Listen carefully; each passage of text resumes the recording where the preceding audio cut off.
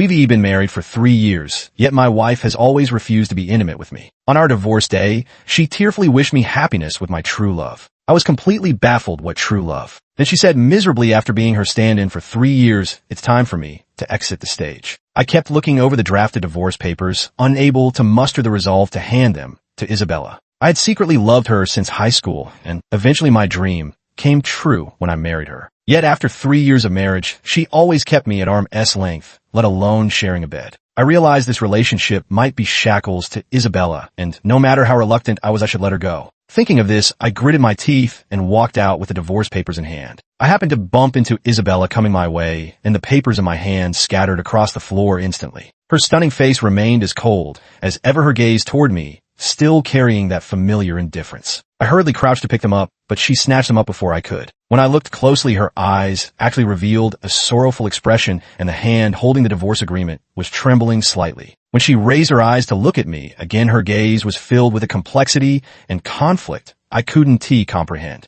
As expected, she smiled bitterly, appearing somewhat desolate. I frowned slightly, feeling somewhat puzzled. She didn't love me, shouldn't she be happy that I was letting her go? If you have no objections, let us go to the courthouse tomorrow to finalize the divorce. I forced out these painful words, and she nodded expressionlessly in response. All right, she said before turning to leave, her retreating figure radiating profound loneliness. Ethan, are you really willing to go through with this divorce? My good friend Chris asked incredulously over the phone. He witnessed our entire relationship from the very beginning. Of course I'm reluctant, I sighed softly and said, but she clearly has no feelings for me. I don't want her to be unhappy. You're really quite the devoted one, Chris teased with a laugh. What a shame after all the effort you put into marrying her back then. My eyes darkened slightly as I murmured, perhaps this is just fate bringing us together only to keep us apart. Don't be too hard on yourself, Chris comforted. There are plenty of good girls out there. Next time I'll take you out and introduce you to some real beauties. All right, after hanging up the phone, I found myself unable to sleep. After all, she was the one I had secretly loved for years and exhausted all my efforts to marry, yet now I had to be the one to say it's over. No matter how I thought about it, my heart ached terribly. When I went out to get some water, I heard faint sobbing coming from the next room. She crying. I stood curiously outside the door, pricking up my ears to listen carefully. I heard her seemingly talking to someone on the phone, trying hard to suppress her voice, as if afraid of being overheard.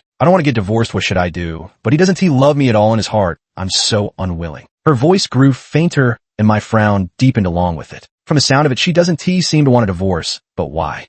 To clear the doubts in my heart, I knocked on her door. The sound of sobbing inside immediately stopped. After a brief silence, she opened the door. I saw her slightly disheveled hair and pajamas, her eyes rimmed with red. Is there anything else? Her voice remained cool, but her gaze held a trace of resentment as she looked at me. I heated up some milk for you. Isabella froze for a moment before numbly accepting the milk, bowing her head in prolonged silence. I have something to take care of tomorrow. Could we handle the divorce procedures the day after instead? Her expression looked somewhat dejected, and her tone carried a hint of pleading. This didn't seem like her usual aloof self, yet it confirmed that what I just heard through her tears was true. She didn't seem to want this divorce after all. So I tentatively said, Bella, after 3 years of marriage, if there's anything you want to say before we part, now is your last chance. She bit her lip and looked at me with a conflicted expression. Whenever she's nervous, she unconsciously bites her lip, a bad habit I've told her to break many times, but she never could. Chloe is coming back to the country. You must be happy about that. Chloe, hearing that name, left me utterly confused. She's my childhood friend, who's been living abroad these past few years. But why would Isabella bring her up at this moment? I looked at her in confusion, only to find her expression growing increasingly sorrowful. After missing out for so long, you must cherish this opportunity properly. Isabella's voice trembled as she finished speaking, then she raised her face with a bitter smile. I wish you happiness. It's time for me to exit the stage. I feel like my CPU is overheating. What kind of nonsense is this? It's true that Chloe was my childhood friend, but there was never anything between us beyond friendship, not a hint of romance. Besides, it's been years since I last contacted her. When Isabella suddenly brought her up just now, I even felt a bit unfamiliar with the name. How on earth did Isabella drag her into this? I took a deep breath with my eyes closed, then reached out to vigorously ruffle her hair. She froze for a moment, but didn't pull away, Ethan. She looked up at me, and I thought she'd finally come to her senses. Can we still be ordinary friends after this? I rolled my eyes in anger. Do I really need a friend like you? But she tried to say something, but I had already pinned her wrists against the wall and pressed my lips to hers. I couldn't remember how long it had been since we last kissed, but I still remembered our first kiss, her cherry-like lips, so soft they were unforgettable. My other hand roamed freely over her body. Her icy, composed face instantly flushed red, and her body began to grow warm. Her eyes held a plea, her breath uneven as she begged me no don't. Her voice was delicate, sounding more like a coquettish protest, making me want to take even more recklessly. I kissed her more fiercely, then leaned close to her ear and whispered softly, "What if I don't stop?" Her eyes instantly reddened, tears seeming to well up in them. "She looks truly pitiful, Ethan, you mustn't." Seeing Isabella on the verge of tears, I released her hand and took half a step back. Now that I understood her feelings, there was no need to rush things at this moment. Taking it step by step would be the better way to resolve this issue. After returning to my room, I suddenly felt much more at ease. It turns out she still had me in her heart. I almost thought I was going to be heartbroken when I woke up the next day. Isabella was indeed nowhere to be found in the house. I called her secretary, saying I needed to speak with her about something. But the secretary told me she had no idea where Isabella had gone. I smiled faintly, just as I thought Isabella was a workaholic who always kept her mind on work, no matter what the situation, and she always brought that secretary along. It seems having business to attend to was just an excuse. What she really wanted was to delay the divorce right. But these past 3 years you've been so cold to me, making me suffer through countless sleepless nights. Now it's your turn to find a quiet corner and shed some tears. That's not too much to ask, is it? I grinned and ordered takeout. Even though Isabella was at home, keeping an eye on me, she never let me eat this kind of food. I remember the first time she caught me eating takeout. She was unusually furious and scolded me. "Do you know how unhygienic most takeout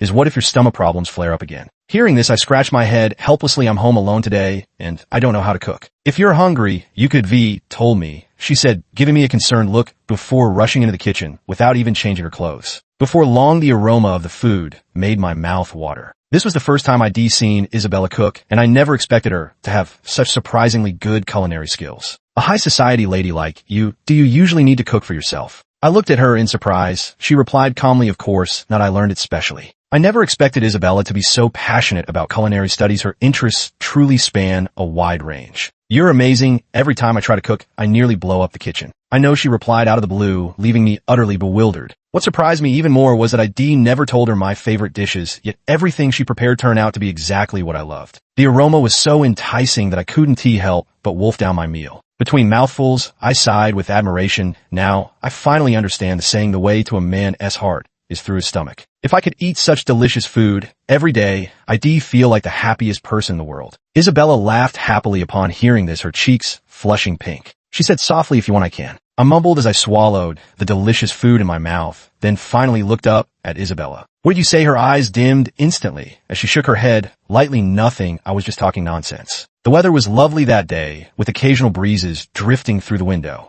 I looked at Isabella beside me, the breeze gently lifting her long hair. Everything was so perfect. At that moment, I thought to myself, falling for Isabella is my greatest fortune. Yet later we rarely even shared meals together. She always kept a deliberate distance from me, whether intentionally or not. I hadn't noticed it at first, but as time passed I realized we had become like strangers despite being married. "Bella, why didn't you tell me earlier if something was on your mind?" My thoughts were abruptly pulled back to reality by my own burp. Without realizing it, I actually finished the entire table full of snacks. Though I can't say whether takeout is truly hygienic or not, there's no denying it's delicious. Just as I was about to go out for a walk, Chris' call came through. "Buddy S in a good mood, let us hang out today." There was a brief silence on the other end of the line, followed by an inexplicable voice. "Ethan, did the divorce cause you too much psychological damage? If you got something going on, you can talk to me. I can help you contact a mental hospital." Hearing this immediately pissed me off, and I snapped back, "Screw you, my mental state is perfectly fine." Then I remembered I hadn't had the chance to tell Chris about last night's discovery yet.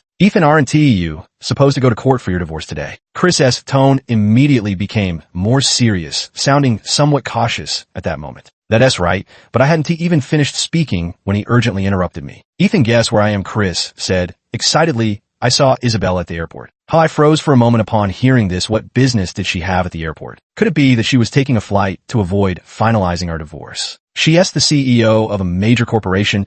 It's perfectly normal for her to take business trips by plane. I offered this explanation, but Chris quickly dismissed it. No, his tone remained agitated yet cautious. "I've been watching her at the airport for 3 hours now. She's been walking around looking here, and they're clearly she's here to meet someone." "What, you seriously spent 3 hours staring at her in the airport?" My confusion carried a hint of irritation. Was Chris out of his mind? "I came here to pick someone up and just happened to spot Isabella, so I kept an eye on her for you. And this is the thanks I get. You're really biting the hand that feeds you." Chris was grumbling on the other end, but soon Isabella's voice came through. Chris, are you here to pick her up to a who? Clearly caught off guard by Isabella's sudden appearance, Chris hesitated before answering nervously. Were you talking to Ethan on the phone? Isabella's voice continued. Why, isn't he here? Did he already pick someone up? The more I listened, the more confused I became. Just who was I supposed to pick up? Chris put it on speaker. Well, the next second, Isabella's stunning face appeared on my screen, while in the tiny window of my own video feed, I hadn't even wiped the grease from the corner of my mouth. Damn it, I told you to turn on the speaker, not broadcast me to the world. Isabella looked at my resentful expression and asked in confusion, how are you at home? Otherwise, I replied somewhat helplessly, with my brother managing the company, there's really no need for me. Whether I go or not doesn't matter. Hearing this, her expression grew even more puzzled. Aren't you gonna pick her up? I immediately rolled my eyes. Just who is she anyway? Does she really need so many of us to go pick her up? Chloe, she's returning today. How come I didn't know? So what I asked? Isabella froze for a moment. Then a look of realization dawned on her face. Oh, I see, she said in a subdued voice, your true love is back, and you want to give her the rightful place she deserves. Me, Bella, is it possible you've been reading too many novels? Before I could speak, she continued, Ethan, I overstepped my bounds. I'll rush back later to finalize the divorce with you. I won't cause you any more trouble. My brows were furrowed so tightly I could have crushed a fly between them. I'd never seen her have such a bizarre train of thought before, and for a moment I was at a loss for how to respond. No choice left but to play my trump card. My face immediately twisted in pain as I trembled all over and said, Bella, takeout is so unsanitary. I feel like my stomach is about to explode. After speaking, I stole a glance at her face on the screen. Sure enough, her expression changed instantly. Give me 5 minutes, she said, urgently vanishing from view the next second. Chris said to me with a bitter smile, man, this is the first time I've seen a girl run so fast today. Really opened my eyes. I hung up the phone directly, and the next second, I was actually writhing in pain, kneeling on the ground in convulsions. Damn, what a jinx. Make me the richest man in the world. Make me the richest man in the world. Sure enough, after the minute hand on the wall clock moved 2 numbers, Isabella appeared before me. 10 minutes, 5 minutes later than she said, but I know it takes at least half an hour to drive back from the airport under normal conditions. Could she have run every red light along the way? Seeing me curled up in pain on the ground, Isabella crouched beside me with a heartbroken expression, pulling me into her embrace. Didn't I say I'd cook for you? If you were hungry, then why?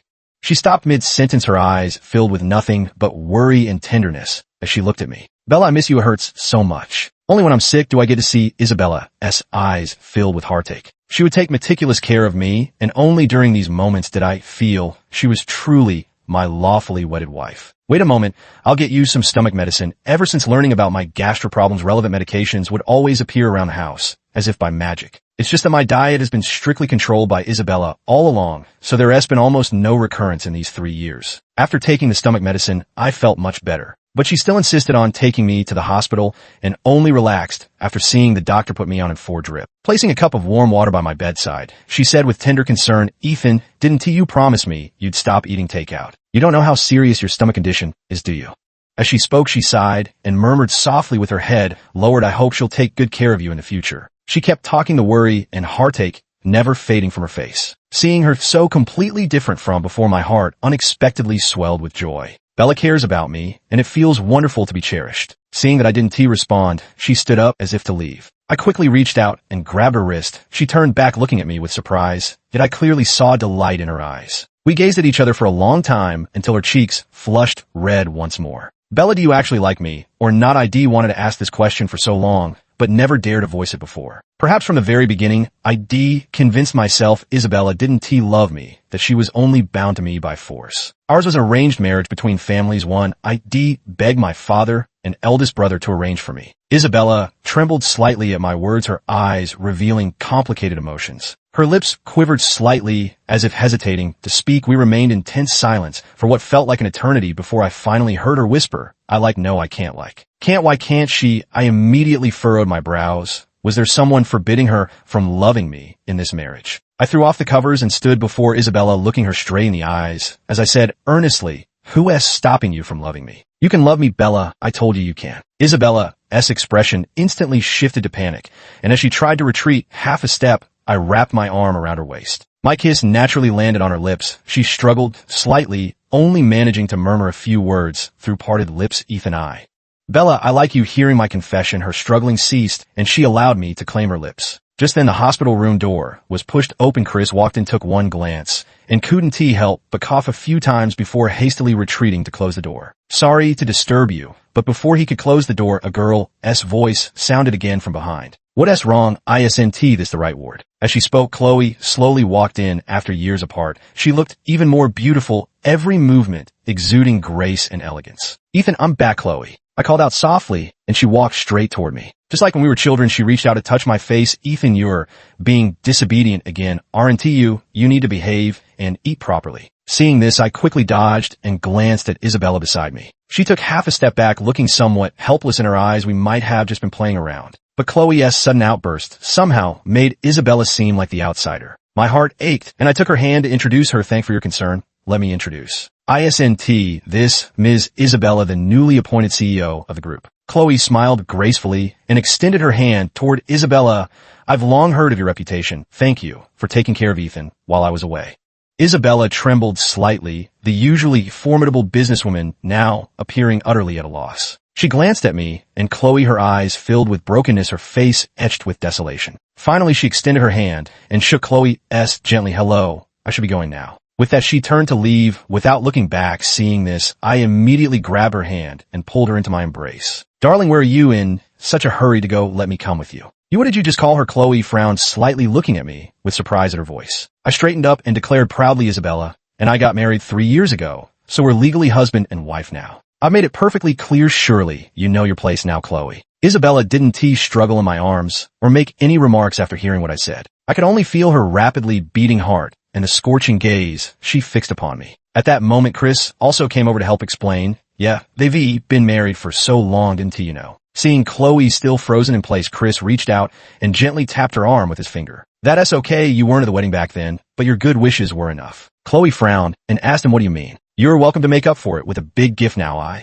Chris's words snapped Chloe out of her daze in sheer anger. Yet she maintained her composed smile and turned to look at Isabella in my arms. Yes, so much has happened while I was away that I knew nothing about. But Miss Isabella, what's real can't be faked, and what's fake can never be real. Even the most beautiful dream must eventually come to an end. Chloe's words made Chris and me exchange a glance, both wearing equally puzzled expressions. What are you talking about? I stared at Chloe and asked, did you know each other before? Chloe smiled and nodded her gaze at Isabella, full of provocation. I didn't know what had happened between them before, but now Isabella trembled slightly in my arms. She looked desolate, but remained silent. I held her tighter in my embrace and said to Chloe, I want to rest. Now you should go back first. Chloe looked at me in surprise for a moment, then quickly flashed a graceful smile. Ethan, get some good rest. Let me know if you need anything. After speaking, she turned her head to look at Isabella. Miss Isabella, would you mind stepping out for a quick chat? I was about to refuse on her behalf, but Isabella didn't decline and followed her out. Not only was I left baffled, but so was Chris, who had brought Chloe along. Why did you bring her here? I asked after Isabella left. I ran into Chloe. She insisted I bring her along when she heard you were at the hospital. Chris shrugged, wearing an expression of helplessness. But when did these two ever cross paths? He frowned and asked, I've never heard of any business collaboration between these two families. Recently, Isabella suddenly brought up Chloe too, saying something about her being my true love. My words left Chris utterly bewildered. Chris continued from what Chloe just said. Could it be that she already knows you were the one secretly manipulating your marriage with Isabella from behind the scenes? Where did she get that information? I glanced toward the doorway and immediately made a silencing gesture. If this gets heard, it's going to be a real mess. How should I put it? I realized Isabella actually likes me too. As the words left my mouth, Chris raised his hand to feel my forehead, his expression turning puzzled. Can a stomachache really fry your brain? Screw you. Annoyed, I pushed his hand away and sat on a hospital bed, rubbing my temples. Then I explained my discovery from that day to Chris, and only then did he have an epiphany. So she is always like you, then this matter easily resolved. Just withdraw the divorce and stay together properly. That the solution. I frowned and said the key issue is that she misunderstood. Now, when I handed her the divorce papers, Chloe happened to return to the country. Isabella thinks I did it because of so-called true love. So now she is planning to run away on her own. Chris closed his eyes and let out a heavy sigh. Damn, why make it so complicated? Just explain it clearly, and it'll be fine. I nodded and said, I know it's not like I'm mute. After being discharged from the hospital, I ordered a cake and prepared gifts, planning to properly clear up the misunderstanding with Isabella. But who would have thought? I had everything ready, yet I didn't find her at home. Her bedroom had been clean, spotless, as if no one had ever lived there. She had taken everything with her. Isabella had actually moved out quietly while I was hospitalized. No wonder she hadn't come to see me recently. She had her own little plans. I quickly took out my phone and dialed her number. Bella, where have you gone? Come back, I need to talk to you. Hey, are you even listening to me? She remained silent the whole time while I kept talking to myself. Just as I was about to explain everything over the phone, she suddenly spoke up. Ethan, she asked back, it's time for me to exit the stage. I shouldn't have clung to you for so long. I won't do it anymore. With that, she hung up, leaving me utterly bewildered in the wind. No, you're not even giving me a chance to explain. Just then Chloe's message also came through. Ethan, are you coming to my party tonight? She loved throwing parties since childhood, and now that she back from abroad, there's no way she missed the chance to have some fun. I glanced at the message and locked my screen. I'm in no mood for any party right now. I don't want to deepen Isabella's misunderstanding. I lay on the couch, massaging my temples, pondering how to clear up this misunderstanding. Now Isabella must be avoiding me at all costs. Should I fake another stomachache to lure her back? From a moment I first fell for her until now, could my love really have been so unnoticeable? Or has she always positioned herself as a stand-in, convinced in her heart that my love rightfully belonged to someone else? I fell in love with Isabella at first sight during high school. Yet having never been in a relationship before, I didn't dare confess my feelings at that age when love first blossoms. Back then, she was the dazzling star of our school, her noble and aloof demeanor making her seem unapproachable. Perhaps it was fate that she ended up being assigned as my desk mate. So occasionally, she would talk to me a bit more, even patiently explaining a few things when I encountered difficult problems. During the summer before the high school prom, I mustered up the courage to invite her to my birthday party, and I planned to officially confess my feelings to her at this party. Unfortunately, I kept looking around, but even after the party ended, she never showed up. I later heard she knew I was going to confess tonight, so she deliberately didn't show up to avoid making the situation too awkward. Unwilling to accept it, I called her after she answered. Neither of us spoke. After a long silence, the call was hung up on the other end. At that time, I was utterly devastated. My first romantic pursuit was strangled at the confession stage, ended before it even began. Later, I went abroad for 4 years of study and only returned home 3 years ago. As I walked out of the airport, I happened to see her still possessing that breathtaking beauty capable of toppling cities and kingdoms. Only now, all traces of youthful innocence had faded from her, making her appear more like a noble and elegant queen. At that time, she was about to take over as president of her family's conglomerate, and the company's growth required substantial support. So in a moment of impulsive passion, I begged my father and eldest brother to help me propose to her family. They loved me, so they went along with my wishes. Because of this matter, I've always felt guilty towards Isabella, as if I were unilaterally binding her to my side. And she thought it was because she somewhat resembled Chloe that I was merely using her as someone else's substitute. Now, this misunderstanding has grown increasingly serious. The phone rang. It was Isabella calling. I was just wondering how to find her, and now the opportunity has come knocking. I immediately answered the call, and a cacophony of noise came through the line. It sounded like a bar. Bella, listen to me. Ethan, I'm Olivia. I was slightly taken aback. Olivia was Isabella's best friend. Why would she be calling me from Isabella's phone? Is something wrong? I quickly asked. Bella had too much to drink, and now she is throwing a drunken fit. Can you come help pick her up? We really can't handle her anymore. As Olivia's words faded, the sound of Isabella's sobbing came through the phone. Don't call Ethan. He'll be upset if he knows I've been drinking. I can't bother him again. It sounded like Isabella was crying, so I quickly asked Olivia for the address. He got into the car and sped off. When he arrived at Isabella's private room, he found her drunkenly clinging to someone else, sobbing and shouting. She couldn't stop mentioning my name in every other sentence, asking her friends how she could avoid being separated from me. She stumbled around unsteadily, and just as she was about to trip over a bottle on the floor, I swiftly reached out to catch her by the waist, pulling her into my arms. She immediately began to struggle. Who are you? Let me go. Ethan will get jealous. I couldn't help but smile at her adorable expression, holding her even tighter in my arms. Silly girl. I said, take a good look at who I am first. She froze for a moment, then looked up at me intently, her eyes instantly lighting up with delight. Ethan, she cried, burying her face in my chest as sobs racked her body. Darling, how much have you been drinking? You reek of alcohol all over. I chuckled and stroked her head as she stubbornly retorted, what alcohol? I didn't drink at all. As she spoke, she began to cry again, murmuring incoherently under her breath. Ethan, don't hate me. I won't drink anymore. I'll be good. Please don't leave. Her shattered appearance made my heart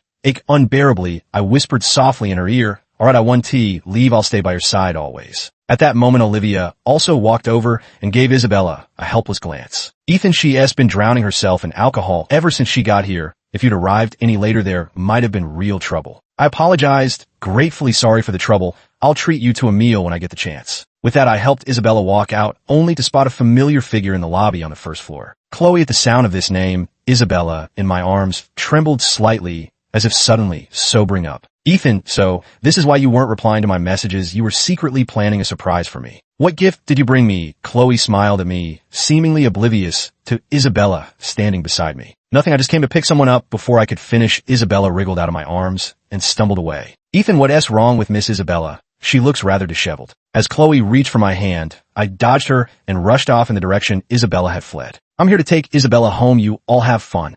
When I was leaving, Chloe tried to stop me, but I pushed her aside. After stepping outside, Isabella was nowhere to be seen. If something happened to her while she was drunk, it would be troublesome. Praying that nothing bad had happened to her, I frantically searched everywhere. When I found her, she was sitting on a bench bathed in the dim yellow light. With that desolate expression, she looked just like a stray kitten. So pitifully endearing, I walked over and sat beside her, reaching out to stroke her head. Bella, let me take you home. She swatted my hand away, scooted further along the bench, and looked at me with a face full of grievance. Were you looking for me? For your true love is back. Didn't you prepare a surprise for her? Go find her quickly. Don't worry about me. I promise I won't bother you anymore. She muttered under her breath as if she had suffered endless grievances. My heart ached for her, yet I also found her utterly adorable. Honey, I came specifically to take you home. I really didn't expect to run into her. I reached out to stroke her head again. Don't be jealous anymore, okay? This time she didn't dodge, but suddenly burst into tears, crying uncontrollably. Between sobs, she said, "Yes, your real wife. I'm the one who came between you two, woo-woo." My ears buzzed with confusion. What kind of absurd misunderstanding was this? Ethan, it was my foolish, wishful thinking. What right do I have to be jealous of her? Her eyes were red, brimming with tears. As she looked at me, her gaze filled with a sense of brokenness. I lowered my head and sighed. When I looked up again, she had already closed her eyes and fallen into a deep sleep. Perhaps it was for the best. This way, I could quietly take her home. She slept peacefully the whole way, the neon lights from the street flashing across her face, allowing me to see her beautiful features clearly. Now, she was like a gentle, adorable little kitten, making one unable to resist the urge to stroke and cherish her. I remember she rarely drank before, let alone to the point of being this completely drunk. It seems the misunderstanding ran too deep, making her think we were going to part ways. The fact that she got drunk for me gave me an inexplicable sense of joy.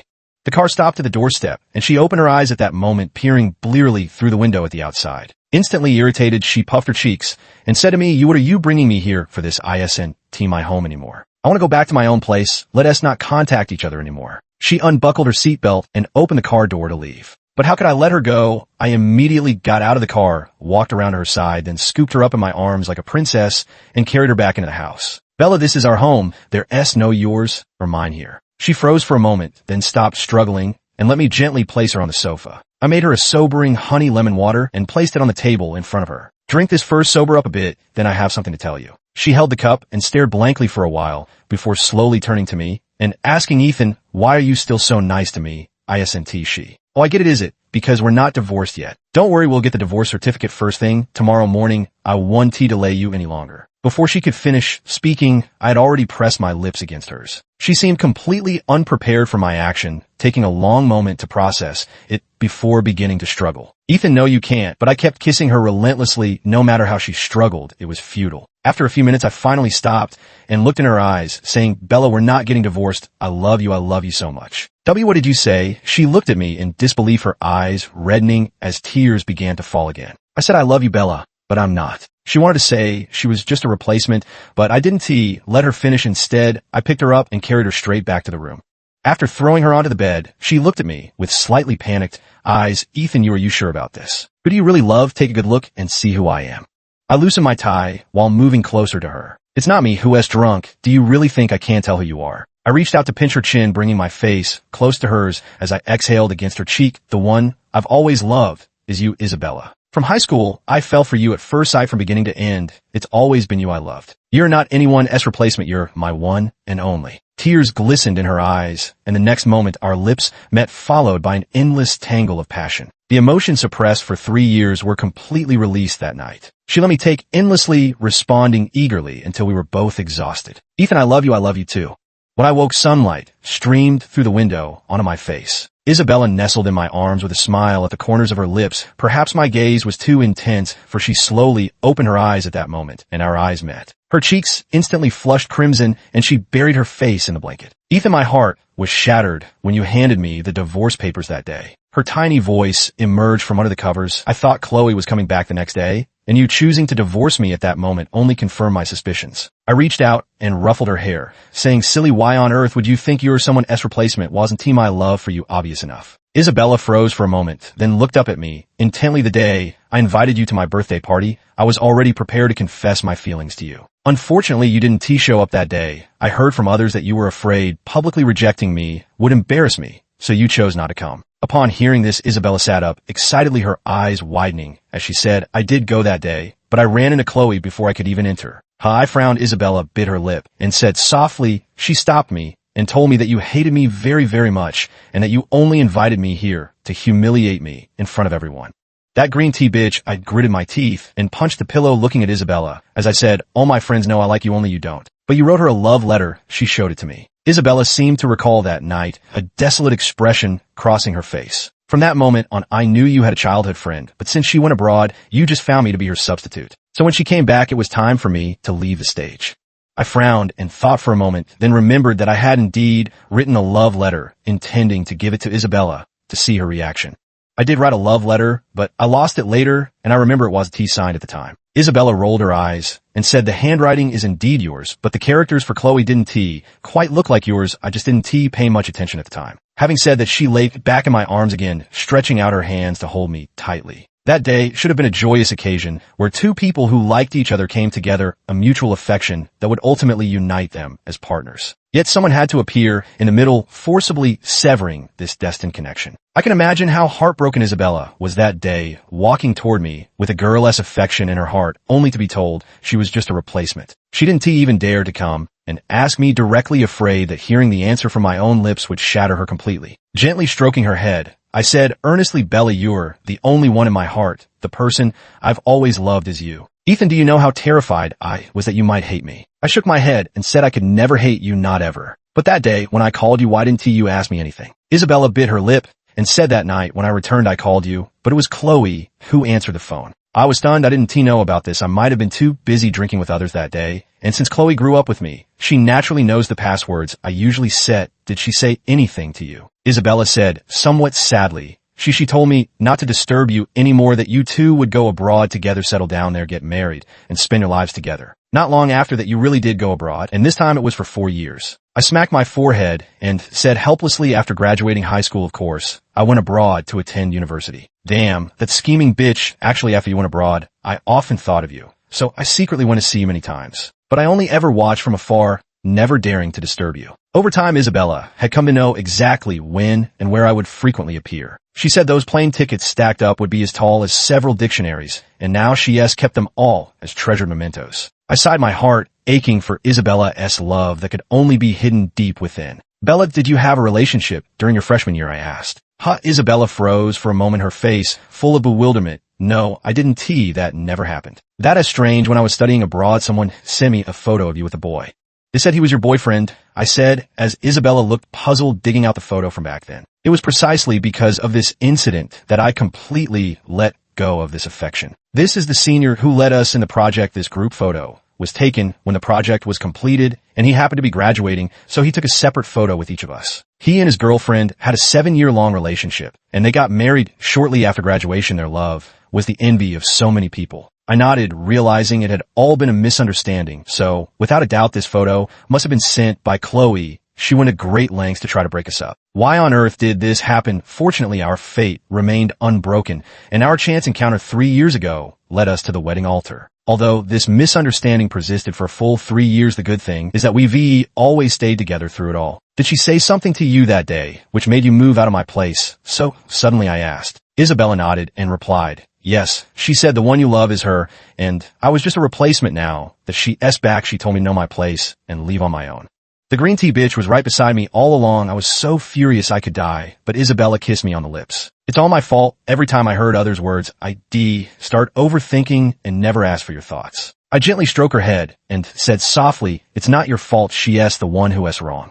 All this time, Isabella had believed herself to be nothing more than Chloe's replacement. Even so, she willingly stayed by my side. When I sent my family to propose marriage, Isabella heard that Chloe had already gotten engaged to someone abroad. Devastated, I sought her as a replacement. She was convinced I didn't love her, that I had just settled for someone random. She deliberately kept her distance, afraid I might abandon her again. Her heart was too fragile and sensitive. Her love was cautious and tentative. The affection of first love suffered such a blow that she spent years afterward questioning whether I truly loved her. So when doubt piled up, even the slightest stir would be seized as proof of her inner fears. How clumsy Chloe's lies were, yet Isabella still failed to see through them. Fortunately, the misunderstanding is now completely resolved, and we can finally embrace a happy life of mutual love. 5 days later, I brought Isabella back home. It was the annual family banquet where every family member was required to attend. I never expected to see Chloe after returning home. She was sitting by the sofa chatting with my parents. She looked as if she were our family's own daughter. When she saw me return, she immediately came over to take my arm, but I shook her off at once. "Miss Chloe, please behave yourself. I'm a married man." Her eyes dimmed momentarily before she gracefully retreated behind my parents with a composed smile. I led Isabella to stand before them. "Dad, Mom." Isabella followed with a soft greeting. "Bella, I heard my son filed for divorce with you before." Isabella nodded with some confusion and explained they were just misunderstandings, but they've been cleared up now. "Oh, good that they're resolved," my dad said as he took out his phone, pulled up a photo, and handed it to her. Isabella's face immediately turned flustered at the sight. I took a look. It turned out to be an intimate photo of Isabella with a man. This isn't Isabella, who had always remained composed in the face of things, except when it came to matters involving me. "Dad, did Chloe give this to you?" My father glanced at Chloe behind him and nodded. "This photo is fake." I showed the photo to my eldest brother, who is quite professional in this area. After examining it, he turned to Chloe. "Miss Chloe, what exactly is your intention in sending my father a photoshopped fake photo? Do you think our family is someone you can lead by the nose?" Chloe was instantly flustered upon hearing this. Perhaps she hadn't expected her scheme to sow discord would fail so quickly. "I just wanted to be with Ethan," she cried out in panic. "We grew up together. I've been by his side for so long. He knew perfectly well that I liked him." "You like me?" I sneered. "You were after my brother first, weren't you? Because he's the one managing all our family business now. But since he married long ago, you just shifted your target to me. Although I don't involve myself in company affairs and only hold an insignificant executive title, I genuinely own 20% of the company's shares. So I can live an extremely wealthy life without having to do anything. Although Chloe and I grew up together, her family isn't from some prominent lineage. It's just that her father happened to have some connections with mine.